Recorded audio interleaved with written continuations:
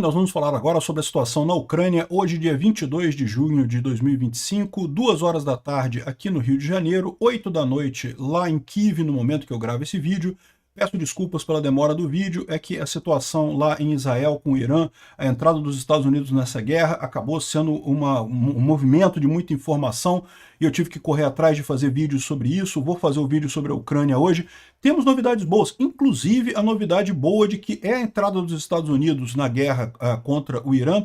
É lógico, pode prejudicar a Ucrânia em algumas coisas, mas pode ajudar muito a Ucrânia porque acaba prejudicando a Rússia também. Vamos falar sobre esses e outros assuntos em detalhes. Essas notícias foram sugeridas por Otávio, Casanova e várias outras pessoas. Obrigado aí ao pessoal que sugeriu notícias lá no nosso site, no wrevolving.com, e obrigado a você que está assistindo o nosso vídeo. Se você gosta do nosso conteúdo, por favor, deixe o seu like e se inscreva aqui no canal, né? Pois bem, lembrar vocês, antes de a gente entrar no assunto, que estamos fazendo a nossa rifa para ajudar a Ucrânia, ajudar os soldados brasileiros que estão chegando lá na Ucrânia. Tem mais de 60 brasileiros que chegaram lá em Kiev, e aí enquanto esperam o processo de formalização do contrato com o governo ucraniano, normalmente é rápido, mas às vezes demora algum tempo a mais, e daí o Alex Silva tem ajudado a gente lá, tem providenciado local para esse pessoal, tem arrumado comida e coisa e tal. Isso tudo, lógico, tem um custo. A nossa ideia aqui é ajudar essas pessoas, tá? Tá aqui no link dessa thread aqui que explica prêmios e coisa e tal, tudo certinho, tem um monte de coisa interessante aqui de prêmio, selos, patches, um token de metal do SU-30, enfim, um monte de coisa aqui interessante. Já vendeu mais de 10% das rifas só no primeiro dia. O primeiro dia eu esqueci de botar o link, né? No dia que eu botei o link, vendeu 10% no primeiro dia que eu botei o link, né? Então agora tá com o link, gente, vamos correr atrás aí, tem 13 dias ainda pra gente completar essa rifa e conseguir juntar os 10 mil dólares para mandar pro pessoal lá, né? Agradeço a todo mundo que já comprou a rifa, quem puder ajudar, por favor, não deixe de ajudar pra gente fechar essa ajuda também, né? Bom, falando sobre a situação na Ucrânia, o Tatarigami coloca muito bem aqui, o mundo está focado no escalonamento da guerra entre Israel e Irã, o que não deixa de ser, né, uma coisa importante. Realmente não tem como não falar da guerra de Israel com o Irã, que agora também é a guerra americana. Os Estados Unidos começou uma nova guerra no Oriente Médio, meu amigo. Isso não é uma coisa que acontece todo dia, não.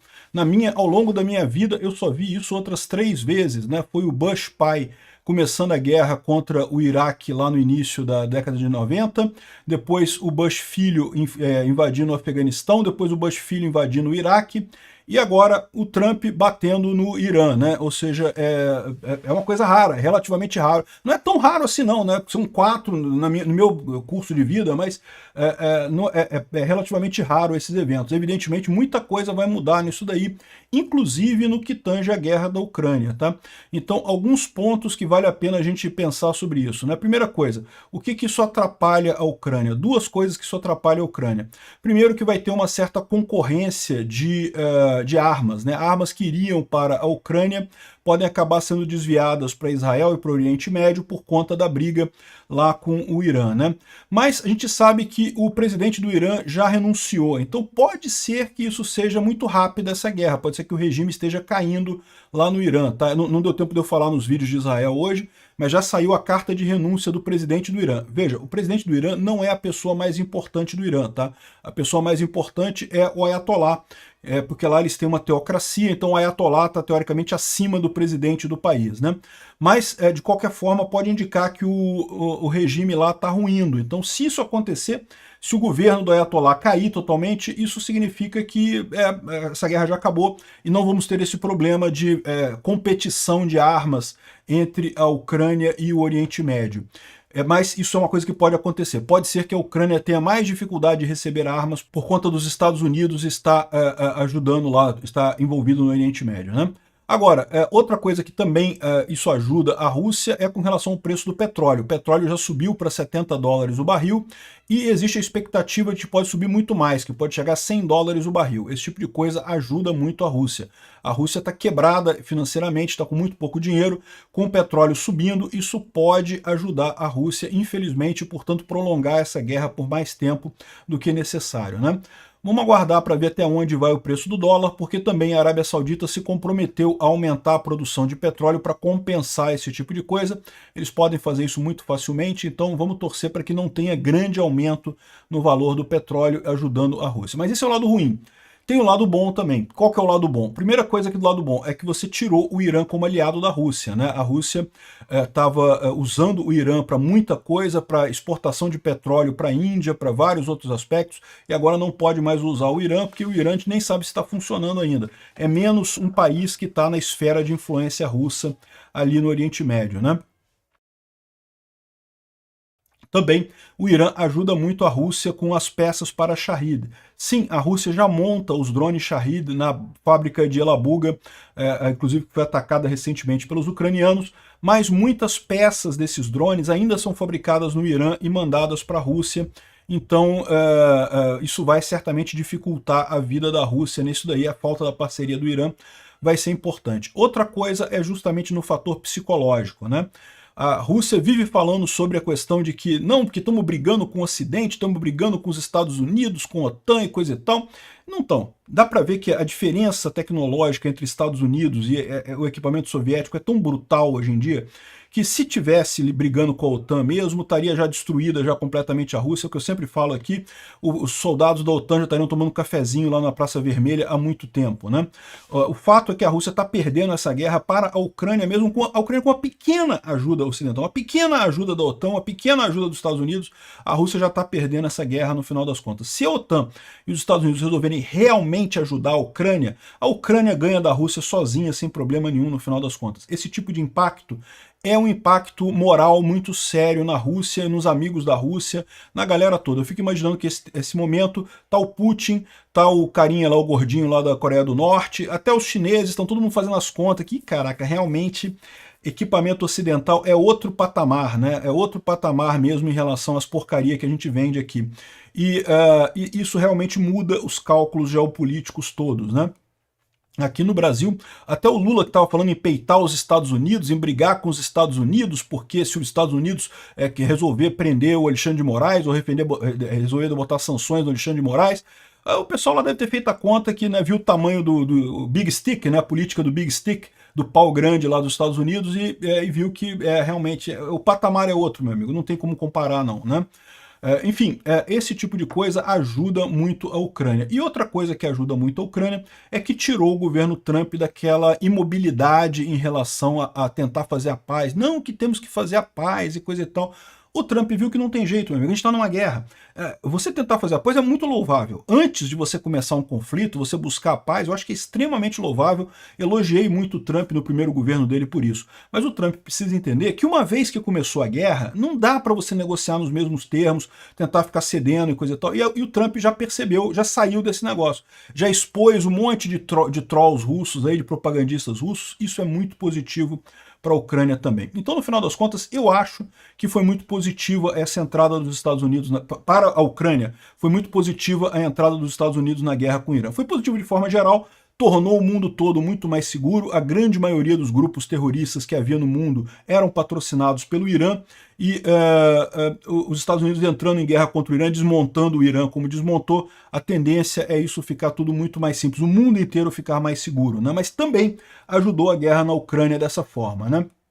Bom, teve um ataque de ontem para hoje com 50 drones e mísseis contra a Ucrânia. Infelizmente, teve muita coisa atingida em Kramatorsk. Um prédio foi destruído lá, um prédio residencial foi destruído lá em Kramatorsk.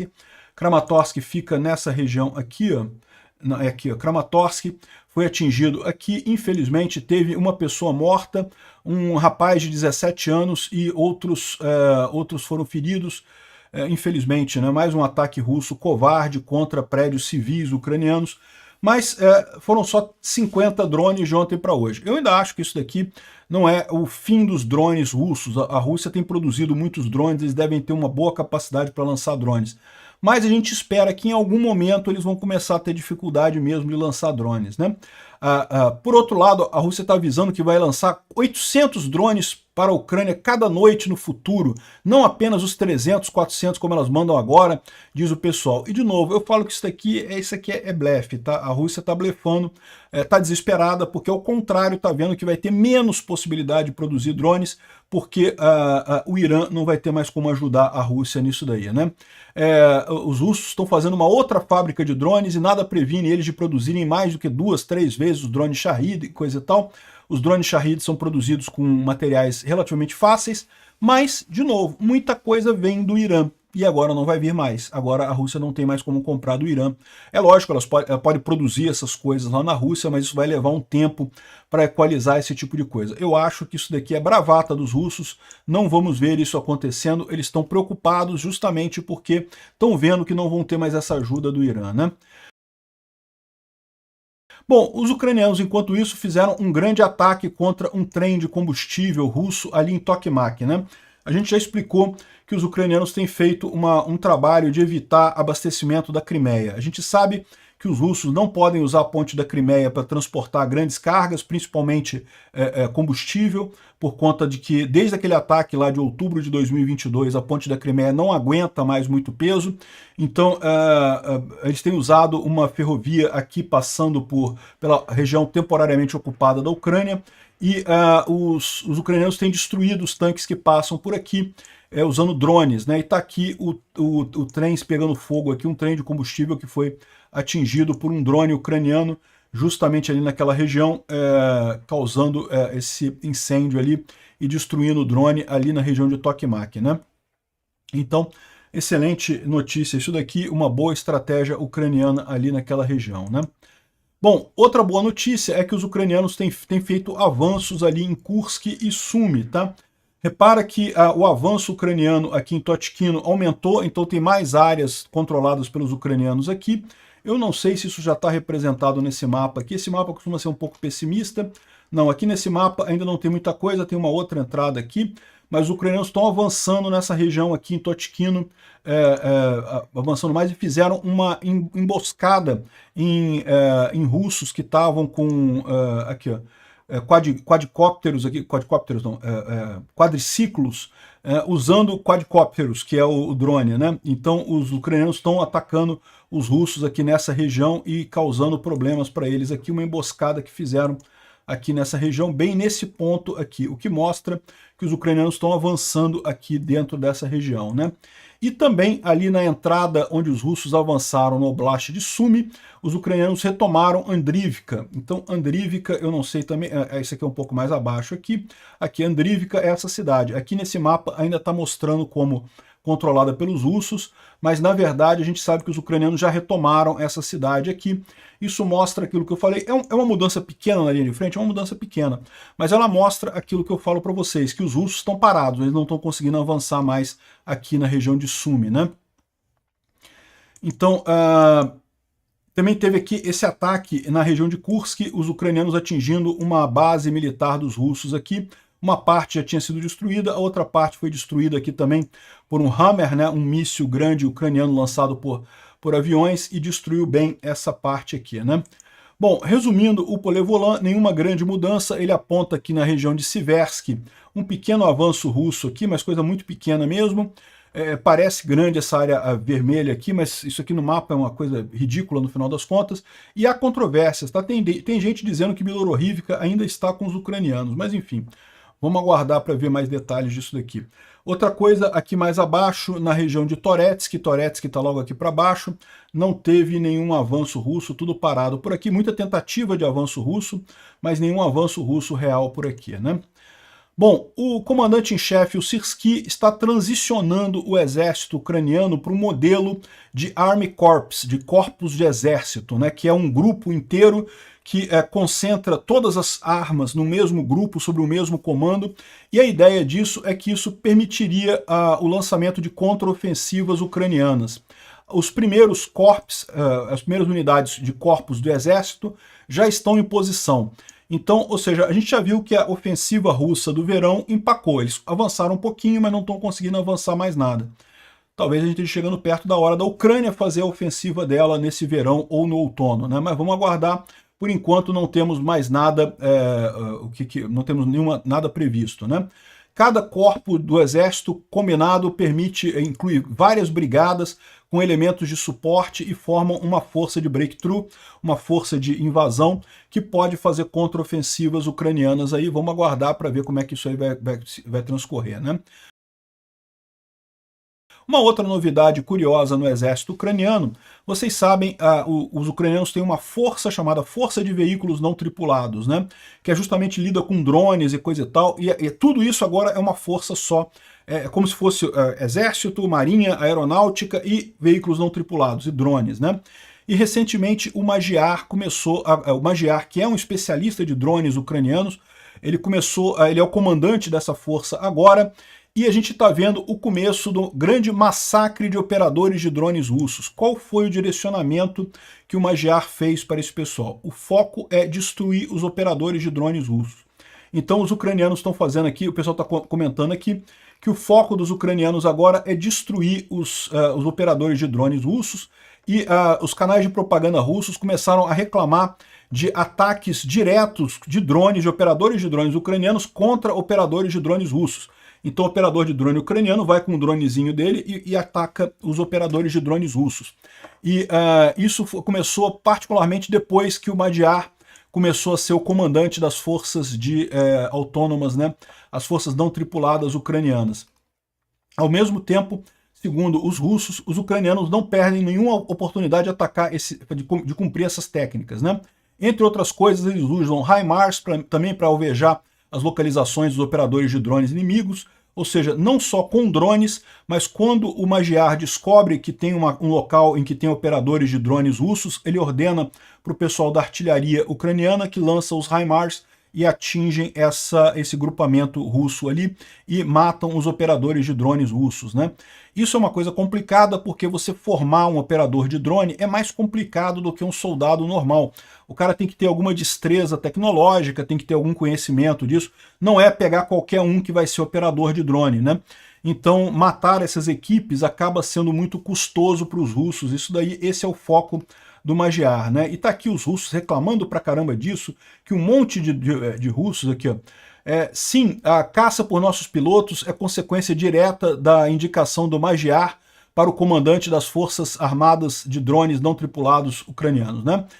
Não tem nenhuma outra explicação. Uma pessoa que conhece as unidades, que criou as unidades de drones ucranianos, que lutou elas diretamente, ele entende exatamente o que é necessário que seja feito para enfraquecer essa parte do nosso país. Ou seja, os russos reclamam, ele sabe como enfraquecer uma força de drones do outro país, né? O Magyar agora tem autoridade suficiente para atrair fundos e caçar nossas equipes, né? Os pilotos são atingidos por HIMARS, não estão economizando munição. Isso é evidência que o inimigo tem agora uma estratégia consistente e séria. Magyar é muito perigoso, ele é ideológico e ele é um inimigo profissional. Nós criamos um monte de tropas de UAV, mas tem uma mudança. Normalmente, uma grande parte desse tempo a gente passa entre a adoção e implementação das decisões. E agora não tem tempo mais para isso, né? Os ucranianos são muito mais rápidos nisso, né?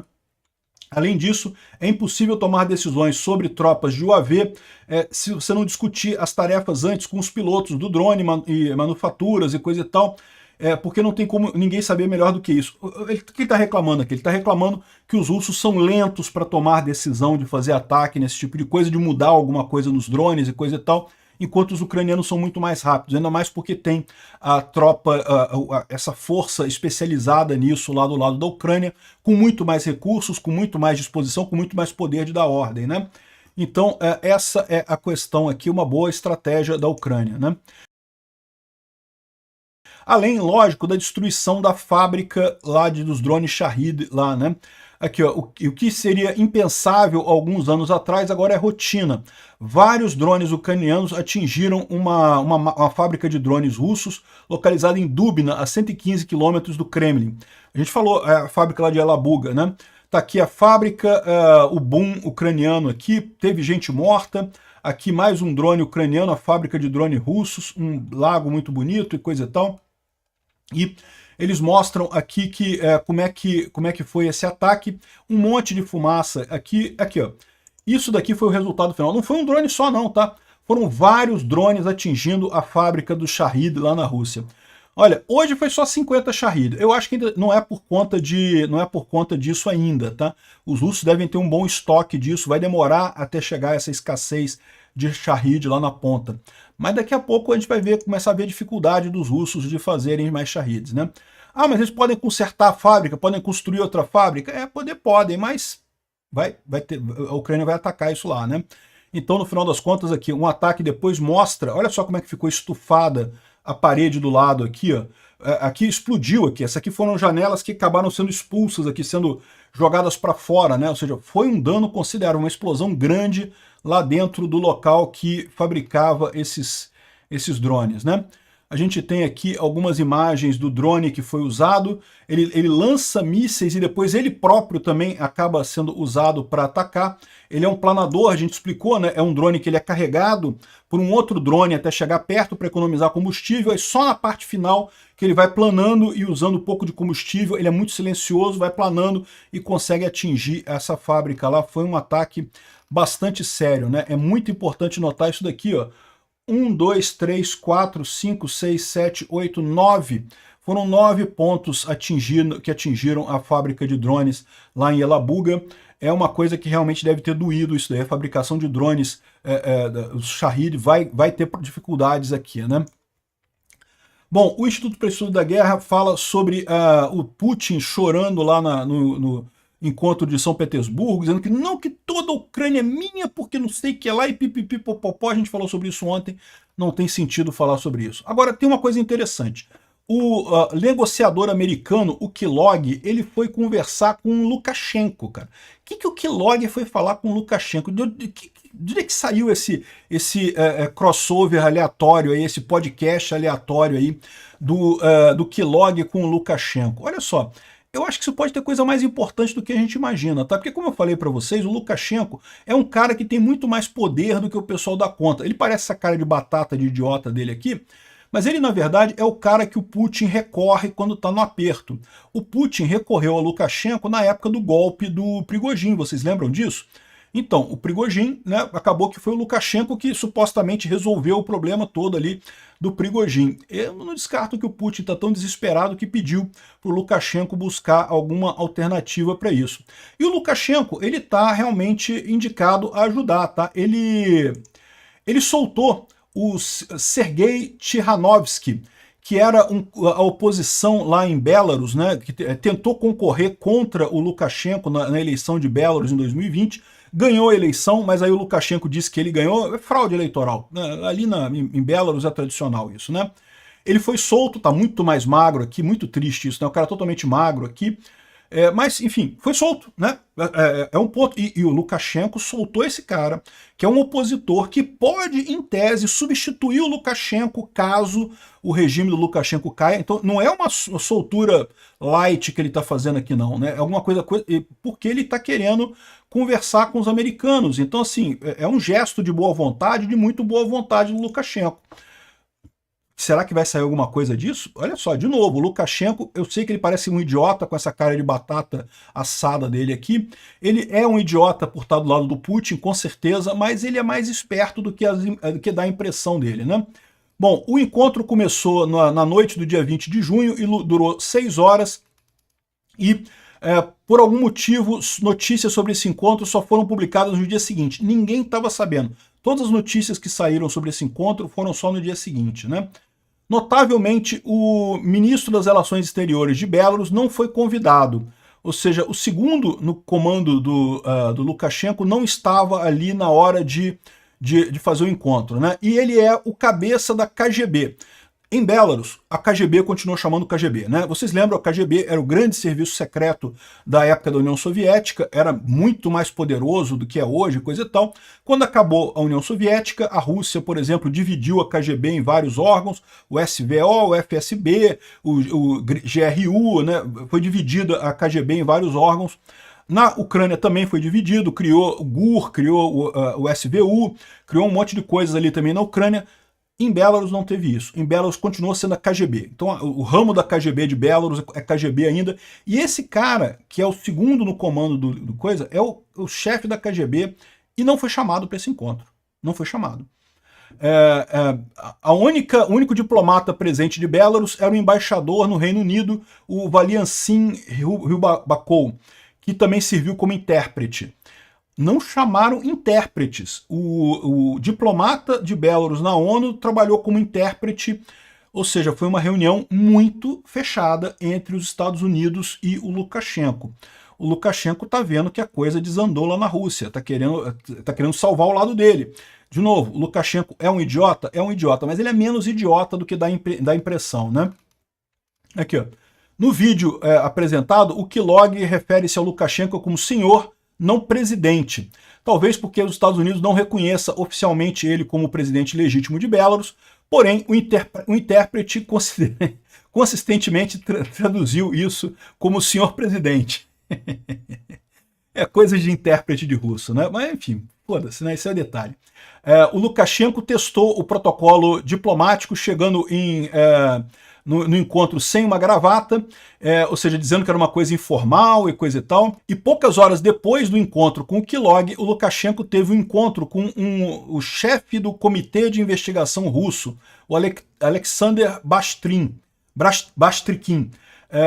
E aí ele estava usando gravata e coisa e tal, sabe-se lá o que falou. Ele liberou o líder da oposição, o que é uma coisa bastante... Aliás, ele liberou vários prisioneiros políticos de Belarus, um sinal de boa vontade muito importante, inclusive esse líder da oposição lá. E no final, aqui, ó, você pode negociar com ditadores sem checar os seus valores, sem deixar os seus valores na porta. Ou então você pode abraçá-los, né? O pessoal está reclamando aqui que o Kilog foi lá e abraçou o Lukashenko e não sei o que lá. Enfim, de qualquer forma, de todos os 14 prisioneiros libertados ontem, 9 têm passaportes estrangeiros, 3 poloneses, 2 da Letônia, 2 japoneses, 1 sueco, 1 estoniano e 5 cidadãos de Belarus. De novo, mas é um passo. Ele deu uma ajuda. Pode ser que saia alguma coisa daí. Vamos ver o que vai acontecer nessa história, né? De acordo com relatórios não confirmados, o Lukashenko pediu a Kilog para passar um convite para um futuro encontro com o Trump e que ele está tentando se encontrar com o Trump desde o primeiro encontro dele, né? Olha só, o que será que a gente vai sair daqui? Pode ser que nada, mas talvez saia alguma coisa daqui, né? Quem sabe o Laranjão não consegue um negócio aqui, né? Porque, por outro lado, como eu falei para vocês, a Rússia está numa situação muito complicada com o Irã, né? O fato do Irã estar destruído agora, o regime caindo, isso vai prejudicar a Rússia. E o pessoal está brincando aqui, os iranianos pedindo ajuda para a Rússia. Né? Precisamos de apoio aéreo, por favor, apoio aéreo, Putin. Manda apoio aéreo aqui para o Irã. E aí o russo botou aqui, você está fazendo muito bem, você está indo muito bem, parabéns, não apoio moral aéreo.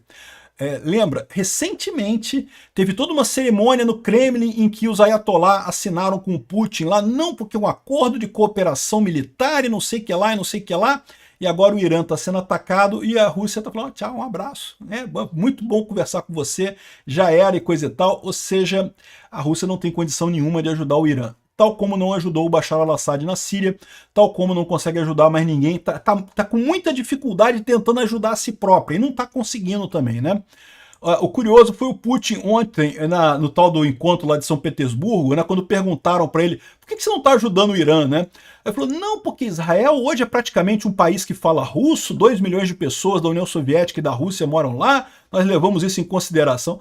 Porra, Putin, que roubada isso, cara. Dizer pro seu amigo, o Irã, que é o meu amigo, não, porque Israel é praticamente russo, não sei o que lá. E o que é uma mentira, tá? Não tem nada disso. É verdade, tem muitos russos, e muitos ucranianos também em Israel, judeus, tanto russos quanto ucranianos, acabaram indo. Muitos judeus do mundo inteiro, inclusive da União Soviética, foram para Israel, mas é lógico, com a tragédia econômica na Rússia e na Ucrânia, em todos os países que faziam parte da União Soviética, havia um incentivo econômico muito grande para essas pessoas irem para Israel, né? Porque Israel é muito mais próspero, né? Então muita gente foi. De fato, tem muita gente lá em Israel que é de origem ucraniana, russa e de outros países, de Belarus, de vários países ali. Agora, o pessoal lá não fala russo não, lá o pessoal fala hebreu mesmo, é a língua corrente de Israel, e como é todo mundo judeu, tipicamente, o pessoal fala hebreu, né? Então isso aqui foi nada mais, nada menos que uma desculpa esfarrapada do Putin para dizer que não vai ajudar o Irã. Cara, eu se fosse iraniano, eu se fosse o Ayatollah, tava muito puto com isso. Pô, a gente te ajudou, Putin. Quando tu pediu o Shahid, a gente te deu o Shahid, demos um míssil, ajudamos, não sei o que lá, e agora que a gente precisa, ele tchau, um abraço, né? Boa sorte aí. Bom, outra coisa curiosa que está acontecendo, que é uma vantagem para a Ucrânia dessa guerra, né, como eu falei, o Vance está aqui, ó. Eu enfatizo que os americanos estão exaustos depois de 25 anos de guerras americanas no Oriente Médio. Eu entendo a preocupação de vocês, mas a diferença é que naquela época a gente tinha presidentes idiotas, né? Agora não, agora a gente tem o Trump, que não é um idiota, e temos o Vance, que também não é um idiota retardado, né? Eu tô sendo irônico, tá, gente? Mas entenda pelo lado positivo isso. Eles estão dizendo que eles vão entrar na guerra. A diferença agora não é uma guerra idiota, agora é a guerra do Trump. Isso é uma coisa boa, cara. Isso não é ruim, porque isso abre o caminho para o Trump começar a ajudar a Ucrânia também. Não, porque agora a ajuda americana para a Ucrânia agora é uma ajuda inteligente, não é mais aquela ajuda idiota dos presidentes anteriores. É o Trump com todos os 3 neurônios dele ali juntos, dando energia positiva para a ajuda ucraniana. Não interessa. O importante é o Trump ajudar a Ucrânia. Eu tô falando para vocês, vai chegar nesse ponto. Estamos caminhando para esse ponto, tá? Olha só, finalmente o Bessent está entendendo por que a Rússia está guerreando a Ucrânia. Ele está indo no caminho certo aqui, ó. Quando caiu a cortina de ferro, a Ucrânia e a Polônia tinham economias mais ou menos do mesmo tamanho. Hoje a Polônia é 3 vezes maior. Se a Ucrânia crescer tanto quanto isso depois dessa guerra, com a nossa ajuda, com a nossa parceria, a Rússia pode ter alguma coisa para temer. O acordo mineral da Ucrânia, a parceria econômica, foi a ideia do Trump. Não foi, tá? Foi a ideia do Zelensky. O Zelensky propôs isso para o Trump. Mas beleza, deixa eu falar que foi do Trump, não tem problema não. E aí, ou seja, olha como é que ele já está falando que os Estados Unidos têm que ajudar a Ucrânia, tem que ajudar, porque vamos crescer juntos, a Ucrânia vai crescer muito, os Estados Unidos vai crescer muito com isso também. É essa a ideia, é isso daí. E sempre foi esse o problema. Por que a Rússia não quer a Ucrânia entrando na comunidade europeia? Porque sabe que a Ucrânia vai crescer igual a Polônia cresceu, igual os países bálticos cresceram. Você vai ali na Letônia, Estônia e Lituânia, que são os países bálticos, eram países paupérrimos no fim da cortina de ferro, né? No fim do bloco econômico da União Soviética, né? Agora são riquíssimos, são países de primeiro mundo, né? A Ucrânia vai nesse sentido também. Por quê? Porque a Ucrânia quer livre comércio, quer fazer comércio, quer entrar no capitalismo, e é capitalismo que enriquece os países, né? E agora o Bessent está percebendo que esse é o problema. É por isso que a Rússia não podia deixar a Ucrânia aí. Porque a Ucrânia vai crescer, e aí qual que é o problema disso para a Rússia? Os russos vão olhar para o lado e falar, pô, que sacanagem, né? Porque a Polônia saiu da nossa esfera de influência que enriqueceu. A Ucrânia saiu da nossa esfera de influência que enriqueceu. Pô, eu quero sair da nossa esfera de influência também aqui, porque essa esfera de influência da Rússia é uma bosta, pô. Exatamente, esse é o problema do Putin, né? É por isso que o Putin precisa invadir a Ucrânia. Aqui, ó. A Rússia está em problemas econômicos e eles têm que sair da economia de guerra, mas se eles saírem da economia de guerra agora, vai ser pior ainda, porque a economia deles está tão fragilizada, né? Aqui, ó, as consequências econômicas disso vão ser sentidas por décadas. Eu não tenho dúvida nenhuma. Isso quem disse foi o ministro da Defesa ucraniano, o Reznikov. Eu não tenho dúvida nenhuma. É por isso que o Putin não pode parar a guerra. Ele está esperando acontecer algum milagre, porque ele sabe que ele não tem saída, ele não tem para onde ir, né?